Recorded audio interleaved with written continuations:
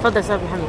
أنا لا ديني، يعني لست تبع ابن لادن، فاشهدوا رغم الأنوف إن يرفعوا في وجه صهيون السيوف. أشريعة أخرى عليك تنزلت ووضعت شرع محمد فوق الرفوف؟ قل أي شرع فيه قتل الأبرياء؟ فنعاء شرعا مسه هذا الوجوف. أو فجر الفاروق في القدس الكنيس؟ هل فخخ ابن العاص يا أهرام خوف؟ أغريت بالمسكين مسكينا لما؟ وتركت إسرائيل يا شم الأنوف. من لليتيم إذا قتلتم والديع؟ من للضعيف وللمريض من الجنوف؟ لم تزرعون الخوف في أوطانكم؟ يخشاك طفل في الترجل والوقوف. يدعو النبي إلى السلام من الربا ودعوتم للحرب من بطن الكهوف.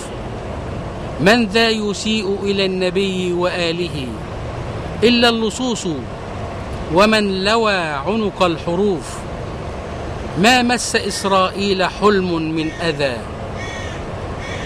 عيد لها يا شيخ تقبض بالألوف. تربت لحا ساءت إلى الدين الحنيف. عيها الهوى بيتا فبشر من يطوف. فهل النصارى يا ابن لادن هم عداك؟ إن النصارى أصلنا ليسوا ضيوف. إنا لقبط واحد في مصرنا وأنا الموحد ها هنا منذ الألوف. إن الكنائس بيت رب العالمين لا تكتم الأجراس فيها والدفوف.